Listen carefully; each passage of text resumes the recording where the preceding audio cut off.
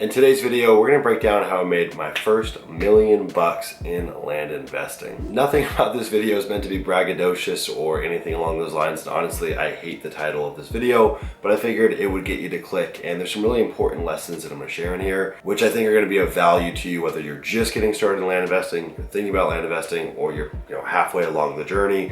You aren't quite at 7 figures, but you're almost there. For every single stage, there's going to be some golden nuggets that can be taken away from this video and applied to exactly where you're at. If you guys are new here, I run a business called landinvestor.co. We help folks start and scale land investing businesses. More information on that down below. For the first year and a half of my land investing career, my results were kind of all over the place. I was toiling around. I didn't really know where I fit in. I didn't know what my strategy was. I didn't know how to actually pick my niche within the world of land investing. And if you're just getting started, that might sound weird. You might say, Sumner, land investing is a niche within itself. Truth be told, there are so many subcategories and sub-niches within land investing. And it took me a while to catch my stride and figure out exactly where I fit in. When I first got started, I was following a lot of the outdated advice which the gurus preach in this space. And a lot of that came down to picking markets where other land investors were working, focusing on just owner financing, doing small dollar deals, all that kind of stuff. And so I did about 100 deals in this arena where I was working in all the common markets, call it, Mojave County, Arizona. You fill in the blank, whatever generic land investing market, I was working there. I was buying small deals, buying them for $1,000, selling one owner financing for $3,000, $4,000, $5,000, typically getting like a $99 down payment, $99 a month, maybe $150 a month monthly payment. And I scaled that up to where we were doing, 10 to 15 grand a month in owner financing recurring revenue. And then we do anywhere between $15,000 to $20,000 in cash sales per month. This income was way better than what I was making at my previous W-2 job. I was working as a salesman over at a design agency here in San Diego. So that actually allowed me to pivot and leave that job. But still, it was nowhere near in line with my dreams, with my goals. I had a vision in terms of what I knew I could turn this business into, and it wasn't even close to that. And so while I was excited by the progress, I had to go back to the drawing board, and I really just started running some micro experiments in my business. Like I said, I didn't go through any coaching. I didn't take a course when I first got started.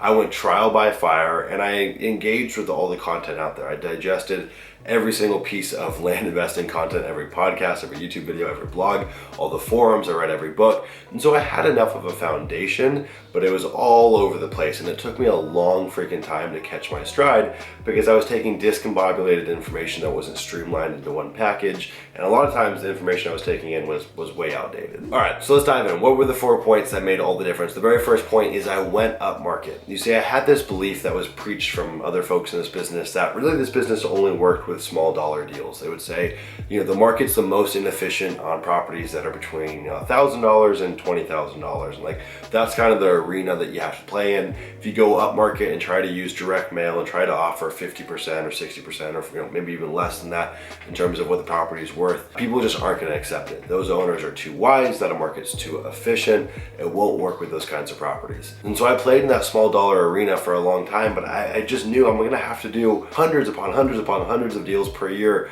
to even get remotely close to my goals. Where if I go up market and I'm selling properties that are at 75 grand, 100 grand, 150 grand, I could get away with doing 100 deals or 150 deals per year. And so that's exactly what I did. And now one of the things that I was aware of is in order to go up market, in order to start acquiring these bigger properties at a discount, I was going to need to send more mail. I was wise to that fact, and I didn't believe that I could get away with 1,000 pieces of mail and get a big deal off of it. I knew I was going to have to send more. And so I went up market. I started looking at properties that were selling anywhere between $20,000 to $75,000. That was kind of like my initial bracket that I was working in. And I knew I was gonna have to pay more for the property. I knew I was gonna have to market more for the property, but I was totally fine with that. Because what I quickly realized is that doing a small deal takes just as much time as doing a big deal. And in fact, sometimes those small deals can take longer because in a lot of cases you're working with a buyer that's not very educated. This might be their first time buying real estate. This might be their first time buying land. And so there's gonna be a ton of questions that come along the way. And for those smaller deals, you typically can't use any third-party services. So you're typically not going to be able to use title companies when you buy it, not going to use title companies when you sell it, you're not going to be able to pay for a photographer or use paid traffic for getting eyeballs on the listing because there's simply not enough margin there. And so once we went up market, we were able to utilize a lot of these third-party services, which just makes the transaction a lot easier. It helps with your marketing, it helps with getting more eyeballs to the property. So we had more money to spend on the marketing, more money to spend for title as well. And so I didn't get traction here immediately. It took me about 90 days until things started to click.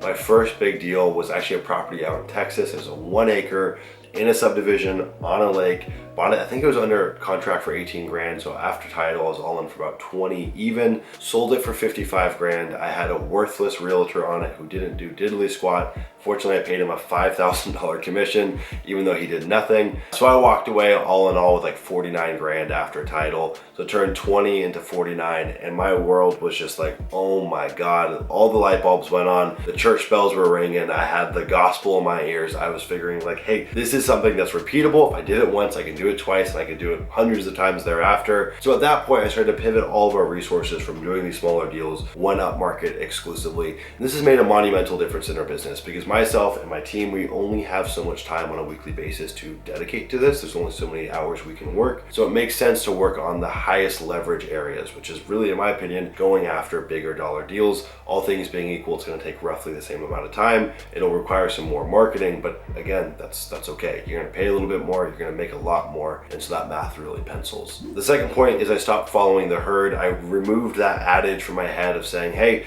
the best markets to work in are the markets where other land investors are working in. This is great if you just want to hit base hits all day, right? If you don't want to have to think for yourself, if you don't want to have to go pick markets, you can go work in these markets where other land investors are, and you will do deals there that you'll buy for 3 grand, sell for 6 grand. Like, you'll do these base hits all day long, but I wanted grand slams because I knew that the grand slams were going to make all the difference in my life. I was okay hitting base hit, base hit, base hit, but I needed to be in a market where I had the option, I had the potential to hit a grand slam. And a lot of these counties where all the other land investors were working, first off, they're just not great markets, right? There's just not a lot of demand there. The land's very generic. The reason they work there is because they're very, very, very easy to buy land there, right? Like, typically these are desert squares with no improvements. There's no shot of anyone really developing these properties at any point. So typically the sellers are really, really open to letting these things go. And that's why a lot of the gurus preach this stuff, is because they're going to get you to go out there, send your 1,000 pieces of mail. You're going to get 3 deals. You're going to be over the moon. You're going to leave them a great review and say your program worked, instead of really just focusing on actually getting tangible results. In my opinion, like, going after those small deals isn't going to change your life. A tangible result is going and buying a property for 50 grand, selling for 150 grand, selling for 120 grand. That's the stuff that will change a student's life. And so I'm a little bit jaded, as you guys can tell. So I started to remove myself from following those educators. I started to remove myself from just following the advice they had given in terms of going after markets where other land investors are working. And what I did is I just started reviewing almost every single county here in the US and looking for oddities, looking for outlier counties that were rural, that had healthy demand. I typically was looking for like a Goldilocks situation where it didn't have too much demand, where it's going to be overly competitive, but didn't have crickets out there, right? I need something that's kind of in the middle. So I wanted to find markets that were selling, 15 to 40 properties per month was pretty typical for us. And that's what I did. I just kept on working through my market research. I spent a lot more time on the market research side of the business in order to actually go and find places where I could buy properties that fit my buy box, but also had the demand that I needed. The third point is I built a team and I built systems. Once we started doing bigger deals, I was having more and more cash being injected into our business.